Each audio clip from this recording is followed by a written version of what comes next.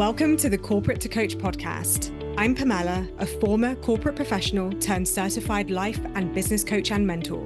If you're ready to sign clients, grow your soul-led coaching business, and shed the employee identity so you can step fully into business ownership, you're in the right place. Let's begin. Hello, and welcome back to the Corporate to Coach podcast. Let's discuss building courses and whether or not it's a good idea to do so when you are a coach who is still stabilizing revenue from one-to-one clients.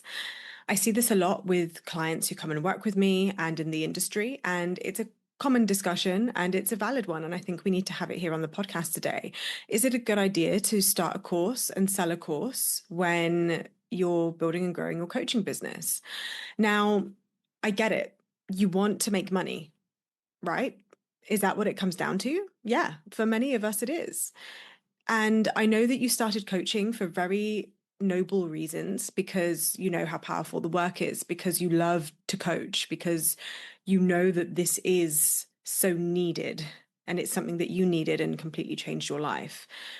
And now that you're in business, you're in that phase of conscious incompetence, which is you are very aware of what you don't know, and you're very aware of what you do know probably isn't at a skill level that is yielding the results that you know are available to you.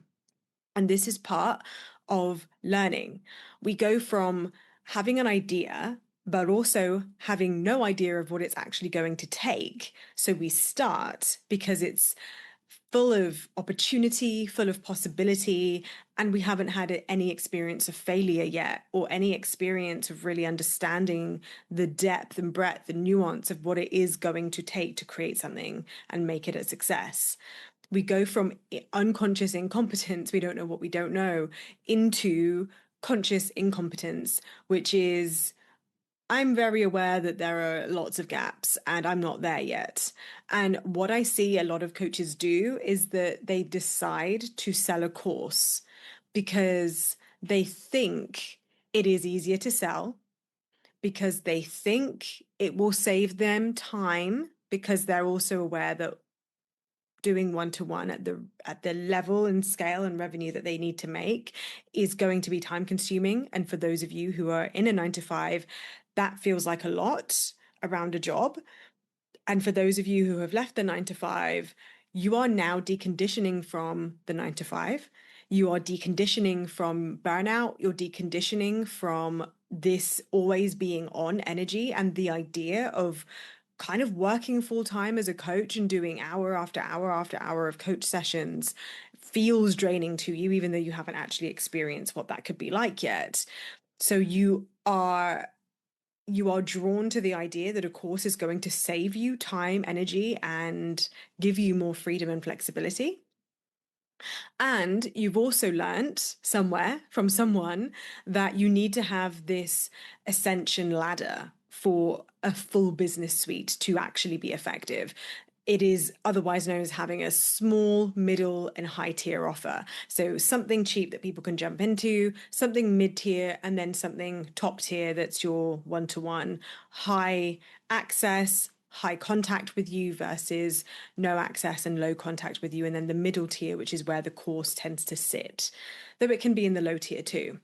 And for some of you, it might be, well, I'm not trying to do all of that. I'm just setting up 2 tiers. So there's a cheaper option and then the main transformation that's one-to-one. And the fourth thing that I see is that you also think that there are people who aren't ready for one-to-one. So you decide to serve this other pool of people that you think will be easier to sell to, who don't have the money, who aren't interested in one-to-one, so that you need to serve them as well, so that you're also covering the basis of serving everybody. So if you have done those things, if you're thinking those things and you haven't yet created a digital course, or you have created a digital course but you found it isn't selling, then this episode is for you. All of those 4 things are things that I have absolutely thought of and attempted to do myself and learnt the hard way. Those of you who know human design, I am a 3-5, which means I live through trial and error. And in my leadership, I teach you what not to do. through my own lived experiences. So you can be forgiven if you're going to go ahead and do these things anyway. I just want you to go in eyes wide open. This is where the eyes wide open philosophy comes from. And if you know my podcast, you'll be familiar with this philosophy.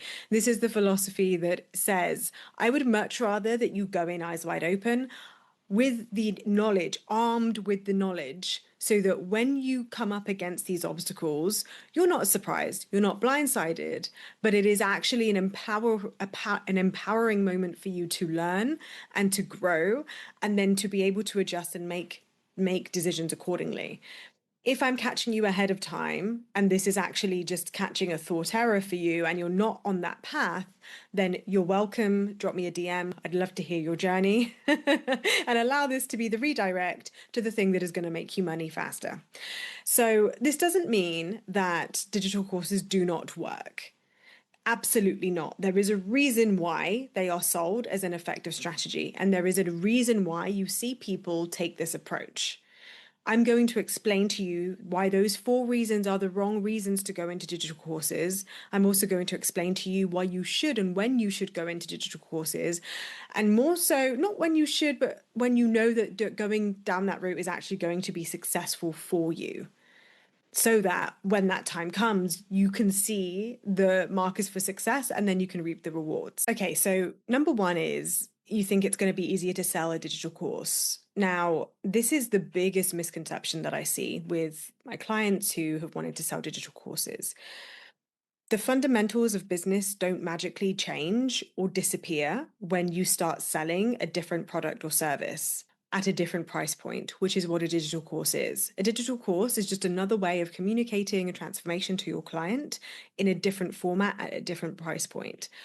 But the fundamentals of business do not change. One of the first modules that my clients receive when they work with me one-to-one and join me inside Thrive in one-to-one or in group is the Business Explained module, which breaks down the fundamentals of how business operates, of what you need for any business to work, whether you're selling a product or a service. When you are selling digital courses, you are not suddenly going to be saved from the need to market and sell. Okay. I know you know this, but I'm just going to spell it out to you because I tried to ignore this point when I decided to start selling digital courses myself. And don't worry, I will share with you what makes selling a digital course successful. But when I was saying to myself, I think it's going to be easier to sell, what I was really saying is that I didn't want to have to do the work of figuring out how to sell what I want to sell right now, which is one-to-one at a higher price point. I'm feeling the rub of that. I'm feeling the obstacle of that. And instead of becoming the business owner who learns how to overcome them, I'm avoiding that by choosing something cheaper because in my mind, it's easier to sell. It's an avoidance. It's a one way to distract ourselves really, really well. It's a really good way of getting busy and not doing business. Because here's the thing, when you create a digital course, you're then going to have to figure out how to sell it. Same challenge, same obstacles. Now, what's interesting here is that if energetically you feel that selling something cheaper is actually more of a fair value exchange, you're more likely to sell it powerfully. But that suggests to me that your one-to-one is either not priced properly, or you've disconnected from your one-to-one, or you just don't have the fundamentals of business in place and you're not actually skilled in marketing and selling. So you're avoiding it in the hope that starting something else will mean that I don't know, you can avoid it longer and then eventually just deal with marketing and selling later down the line. At some point, you're going to have to learn that skill set. The skill set is often messaging, it's often CEO embodiment. It's knowing how to communicate what you're selling, and it's also knowing how to be the coach of choice and owning and embodying the fact that your transformation is the one and being a walking example of that. That doesn't change at a different price point. That doesn't change because you're doing it in a one-to-one versus a course format. When you look at the fundamentals of it, you're selling a transformation. The transformation is therefore a transformation that you're selling. Selling a digital course doesn't change that. Interestingly, when you are selling a digital course, you are selling things that in some ways are going to require more skill up front. When you're selling one-to-one, you are selling the opportunity to also have that conversion directly with you over a consult call or in the DMs. When you're selling a course, you're often trying to eliminate the need for proximity. But if you're eliminating proximity, you're going to have to make up for it in other ways. That means you're going to have to make up for it in more powerful positioning, more powerful testimonials, more powerful messaging, more powerful proof of concept that you have created these results, that your clients have created these results. You're also going to have to put more effort into the delivery because you are already skilled in coaching. You know how to run a coaching session. But if you're planning to create a similar transformation, but through a digital course, you need to also put some thought into how you're going to deliver the digital course in a way that allows them to succeed and create the result that you're promising. A digital course is therefore going to require you to think about onboarding, client experience, the deliverables, how you're going to keep them accountable, how you're going to see completion rates, and understand how you're going to get results from that, which often still includes a live element. If you haven't developed experience with working with enough clients to know where the drop-off rates are, where the transformation is most valuable, and also to even know what deliverables to promise and to provide in the digital course, often coaches are jumping way ahead of themselves. You haven't got to a place where you're repeating yourself literally 50 times in your coaching sessions and you're seeing these common factors, and that's how you know when it's time to do a course. The other aspect of it being easier to sell being a thought error is, and a thought error, for those of you who haven't heard me use this phrase before, is when we have a line of thinking that we're convinced is correct that is actually an error. It is wrong. It is not actually going to get us the result that we want.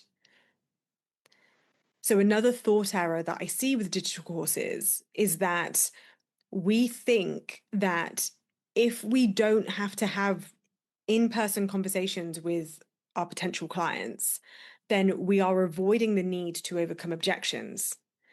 That's not true.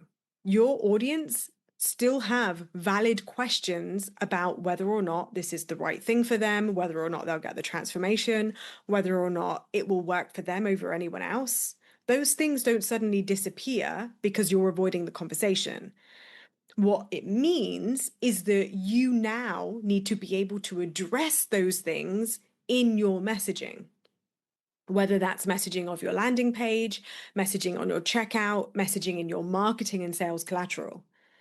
You need to be able to communicate and overcome objections through your messaging because you don't have the opportunity to do that in a consult setting where you can read tone of voice, where you can ask deeper questions, where you can understand where they're coming from and respond in real time.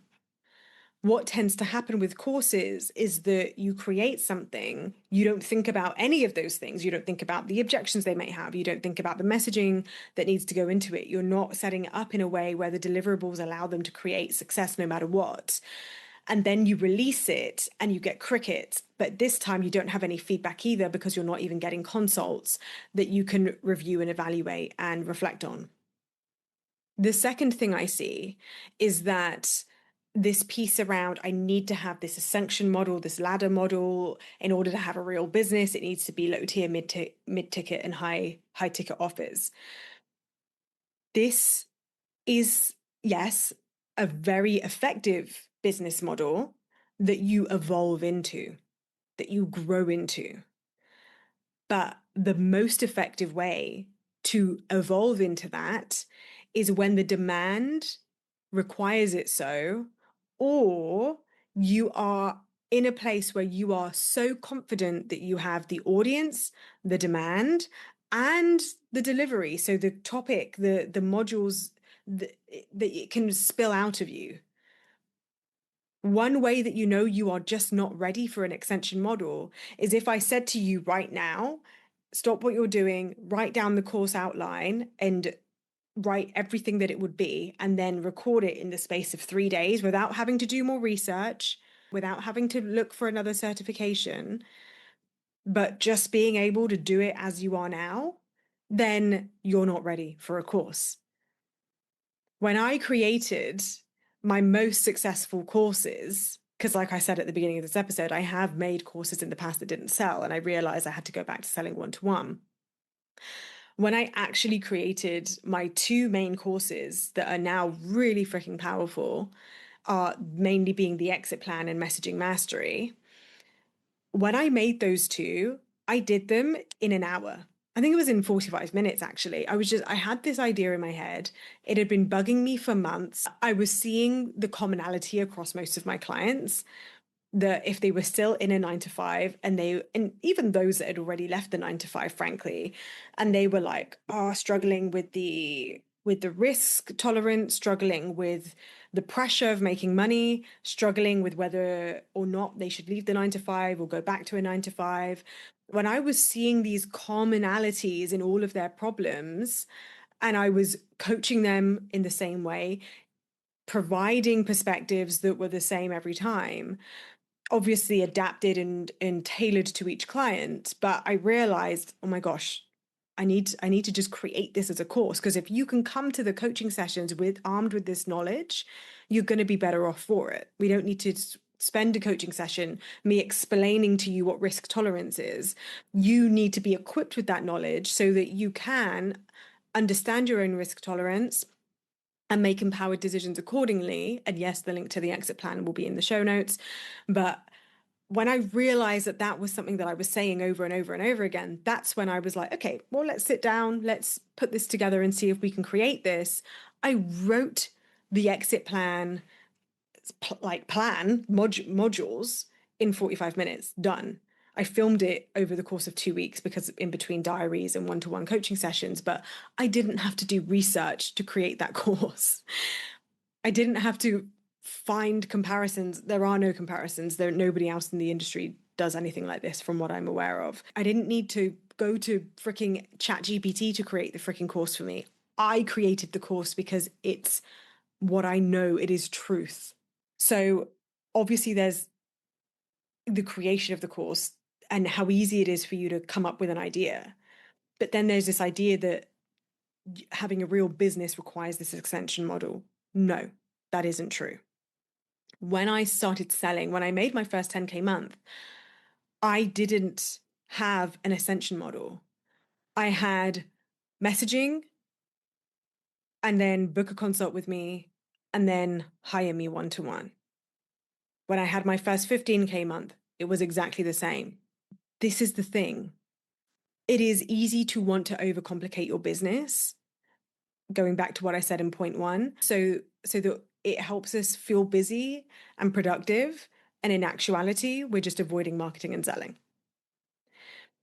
Is it true that having a low ticket and a mid tier and a high ticket can create a really successful business? Absolutely, only when it is a no-brainer to do so. And a no-brainer to do so is when, like I just said, you don't have to think twice about what it's going to be because it is spilling out of you. The other piece to consider when you start complicating your business model is that you still have to manage it. You still have to market and sell for each of those layers. You still have to have the back end that supports it. Are you now going to invest in a system that supports a digital course? How are you going to protect the IP for that? How are you going to allow for the feedback exchange and to know whether or not it's actually working? If you don't have this in place, if anything, what I find is that it takes coaches further away from coaching because they do less of it and they spend more of their time just in the marketing and selling hamster wheel, selling a course, but then not having any contact with clients. That's actually the fun part. That's actually the bit that makes the business worth doing. Otherwise, why be a coach? Just be a digital course creator. The other big thing as well is when you do have multiple offers, You need to still be strategic with when you're going to launch them and when you're going to offer them. You're not suddenly going to have, just because you created a course, this beautiful passive income that is working for you. Yeah, you might get one sale that technically comes in at 3 a.m. when you were sleeping. Whoop-de-doo. I've always been working with international clients, always from pretty much day one. My first client was in America and I was based in Britain. Almost the entirety of my business, 60% of my clients have been in other locations. So it stands to reason that whenever I make money or see the notification come in, it's happening when I'm sleeping. That is common. I've never used that as a flex because it doesn't feel like one when, well, duh, like that's what your business is going to be when it's international. It would be a flex perhaps if you were like based in one location, selling only to that location, and you're making money while you're sleeping or while you're on holiday. But for me, up until pretty much the last year, I don't work when I'm on holiday. So I'm probably not selling either. I don't have, I didn't have, sorry, passive income streams. So therefore, selling was very much, if I'm in my business, I'm probably making money. And if I'm not working in my business, I'm not making money. It is time that we normalize this when you are on your way to 100, 200K even. And it's only now that the whole passive income stream is something that I'm seriously putting my time and attention into. Now that one-to-one is standardized, now that I have courses that I know how to sell, and I'm moving into that scalability piece. I go into this in a bit of detail as well on the scaling module. Scaling episode. A couple of episodes back. I think it's in the 60s or 70s, maybe episode like 70, 71, 72, 73. I did this start, grow, build, and scale your coaching business. From then to now, I wasn't doing ads. I'm now about to move into ads. So even in the space of those 3 months since I've done those episodes, my business has evolved. So as you can see, things can change really quickly, but I'm 6 years into business. So I'm here to normalize that you can have a six-figure business. You can get to a six-figure level, 15K months.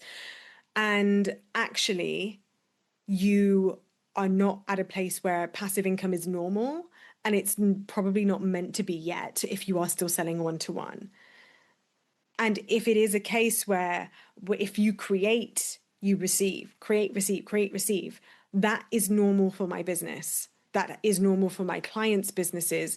Most of my clients who are making money in their business, they create, they receive, they create, they receive. And yeah, it takes a few months to get into that rhythm. It takes a few months to build that rhythm in your marketing and your visibility, to build messaging mastery so that what you say actually creates results. But when you get there, and it is no longer a case of I don't know what I'm doing, but just a matter of I know what I'm doing, am I doing it? Then that is when you start to see this rhythm happen. You normalize that, like I have done for the last 2 years. And now it's like, right, let's scale. Let's actually really add in these layers. And that's where you've seen me do the visibility challenge, the soulful selling advent calendar, bringing in these courses. I didn't do that overnight. Now, I don't say this to put a limit on you. I don't say this to say that it has to take time. I'm just saying if you're trying these things and you're seeing that you're not getting the results you want, then maybe it's because there is a process of growth and learning that you're still going through, and that there are certain things that you're stabilizing in your business. Nothing is going wrong. This is a normal part of business growth. And I'm here to be a breath of fresh air to normalize that for you. That I have had clients who have come in and from day one, they've gone into groups, or from day one, they've gone into micro offers, or from day one, they've sold a mid-tier offer because that's just the price range that they're in. But for the majority of my clients and the majority of people listening, you're selling one-to-one. It probably isn't happening fast enough. So you tell yourself you think it's easier to sell something cheaper, and you tell yourself you don't have the time to take on all these clients. So you're going to sell a digital course, and you realize that it requires the same amount of time and effort to market and sell.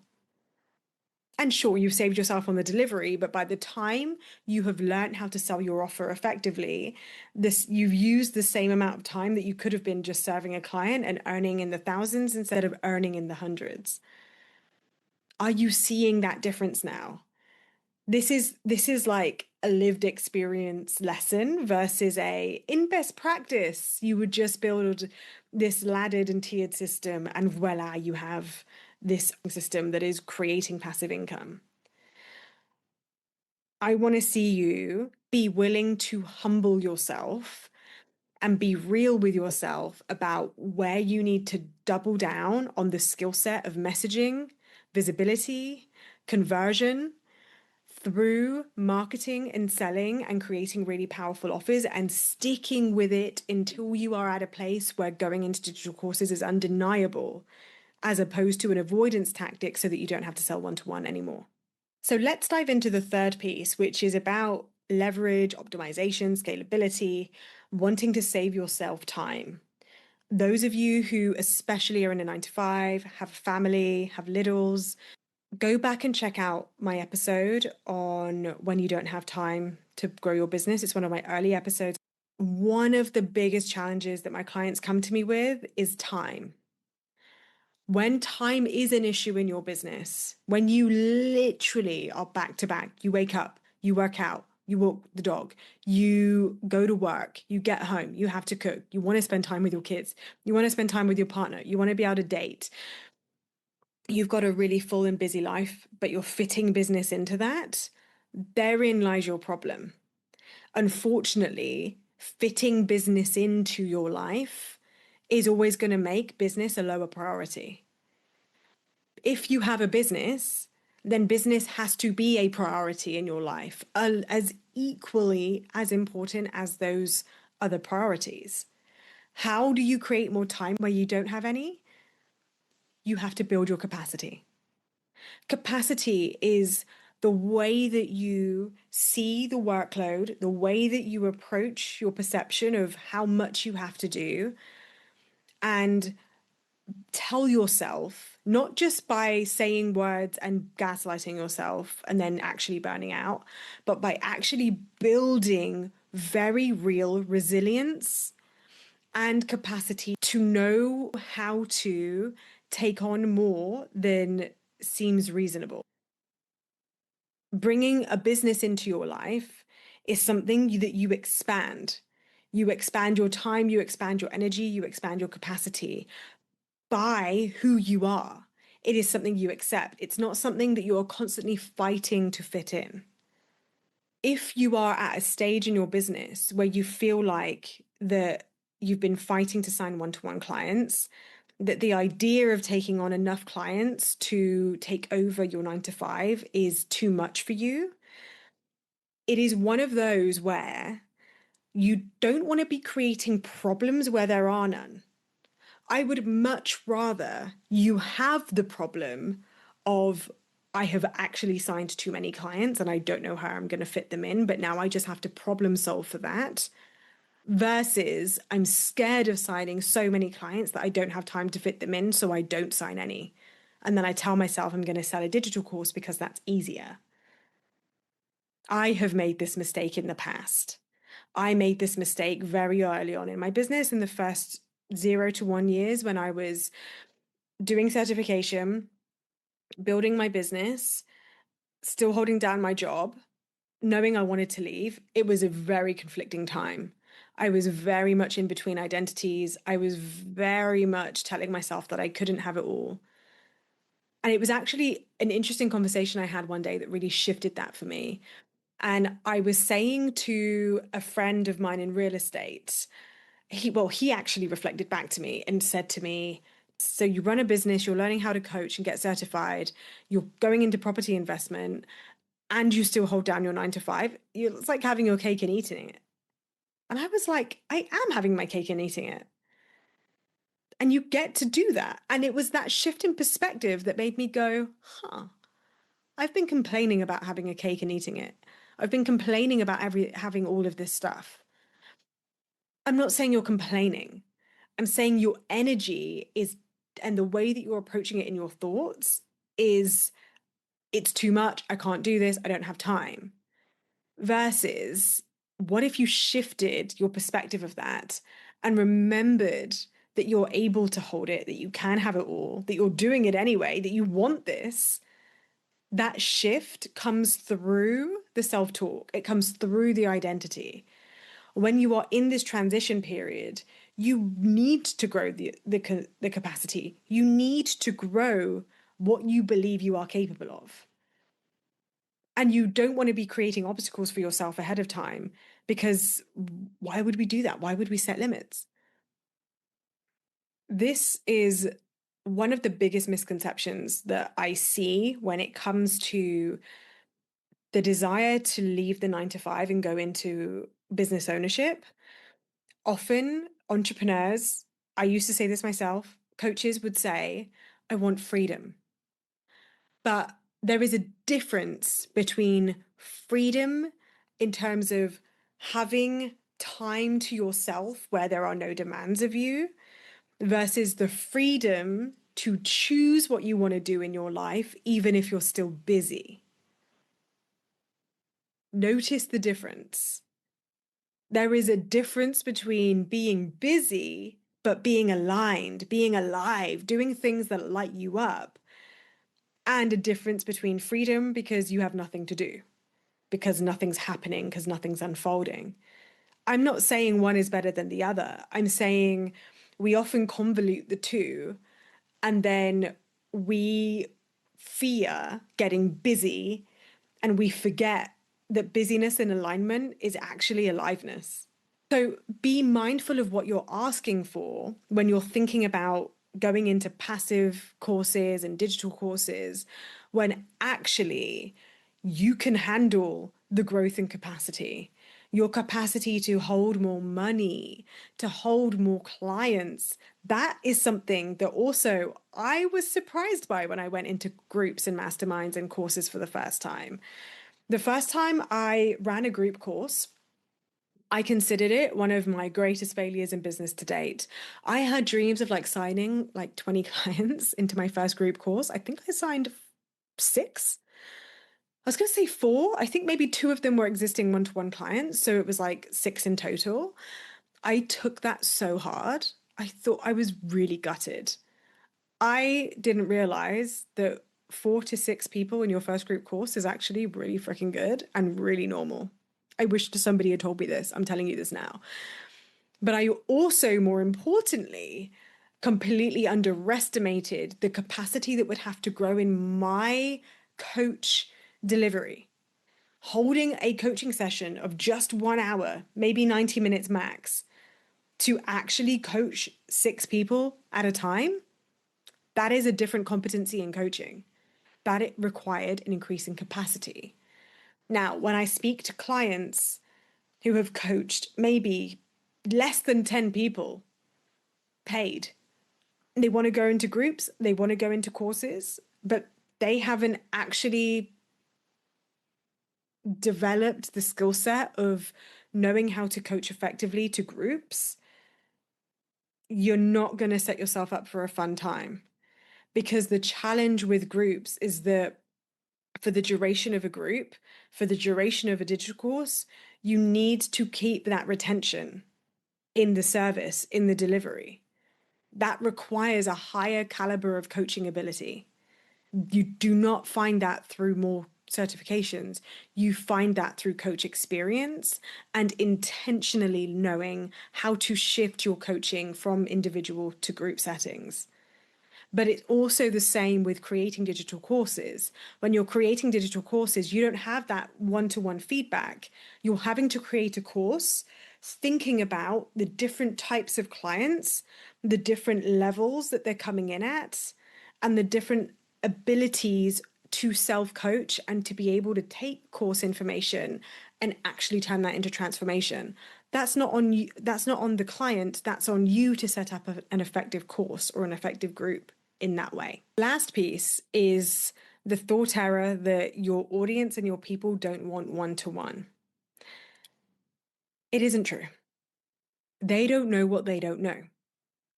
They don't know that they want it because you haven't communicated it effectively. You're going to find this is true of digital courses and groups anyway. If you find that you do launch a course or a group and people aren't buying it, it's because you haven't communicated it effectively enough yet. So, yes, it could just simply be a messaging piece. And if you are trying to sell digital courses, you need to look at the business fundamentals that I spoke about earlier. And you need to really be onto yourself because you're never going to avoid that if you're selling something different. But in saying that, if you are telling yourself that your audience don't want one-to-one, the truth is that you're either not communicating it effectively enough, you're not owning your pricing, and you're telling yourself and actually projecting onto your audience that your fears are the reasons why, such as my one-to-one's too expensive. I also hear things like they're not ready, they don't really want this. No, they are ready. They are ready because if you're speaking to the person who is ready, then of course the person who works with you is going to be ready. If you have ever sold one-to-one before, you know how to do this. Are you doing it frequently and consistently enough? Are you doing it powerfully and potently enough? Are you remembering your power with the price point that you really want to sell? Or are you allowing your current circumstances to dictate your reality? What you need to do is just remember your power. Remember what you bring to the table. Remember the transformation that you give your clients and double down on leaning into all the reasons why one-to-one is more powerful than anything else, because it is. One-to-one is the ultimate transformation, not just because it's more expensive. It's more expensive because the transformation is greater. It's more intimate. It's personalized. If you are telling yourself that your audience don't want one-to-one, it is truly your projection. And it is because you haven't mastered how to speak to only the person who wants the transformation. The big mistake that I see coaches make when selling courses is that they try and sell a course to a different client group, when actually it is the same client group, but at a different level of need in terms of their transformation. For example, when I sell a course, I'm not selling it to the people who don't want one-to-one. I'm selling it to the people who know the value of one-to-one and are ready to be self-paced and self-led.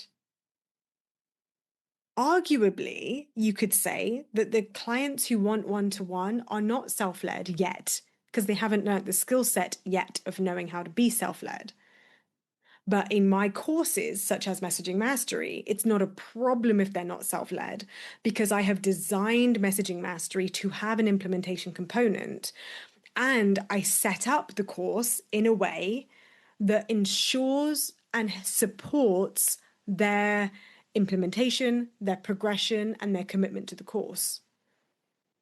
And I mentioned this earlier, if you're not setting up your digital course in a way that supports that with the client, and you're telling yourself that you just need you're marketing to a different client, you're creating two jobs.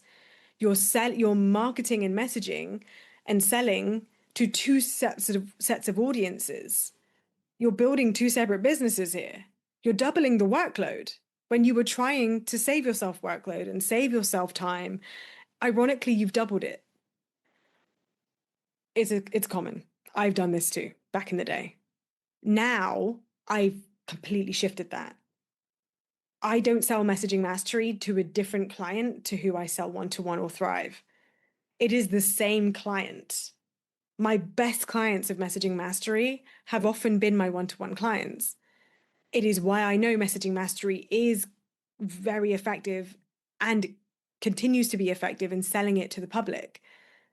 And not just any public, obviously, my specific ideal client, because it is the same client. So I want you to think about this. If you are selling groups or courses and you are going to take that route regardless, which you will eventually anyway, right? So this is just like a reminder to make sure you're doing it for the right reasons.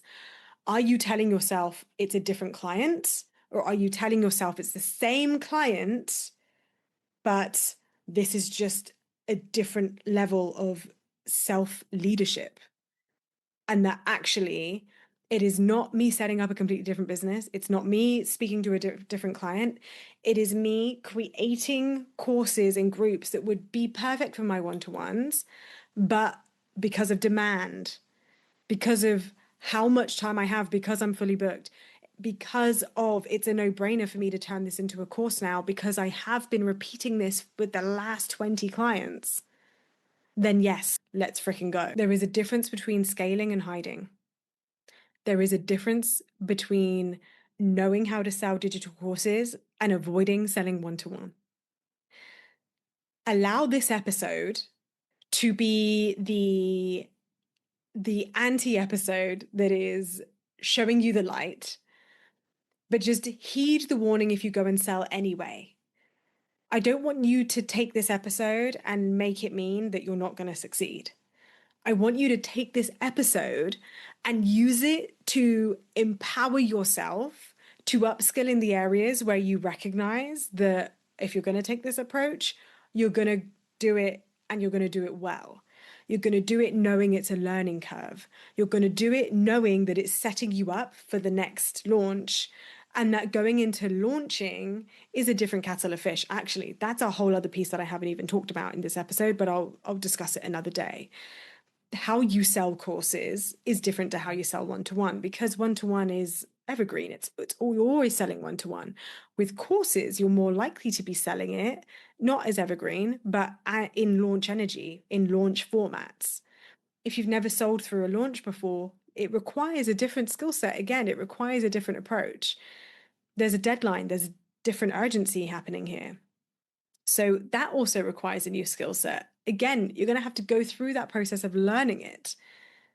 If, however, you just want to make money now, you want to show yourself that you are an effective coach, because you are, but the truth is you want to be making more money, you want to be building your business to a place where scaling it is inevitable instead of avoidance, stick with one-to-one and sell it well. What would shift if all of the energy that you've put into telling yourself you should be selling courses or groups, you shifted back into one-to-one?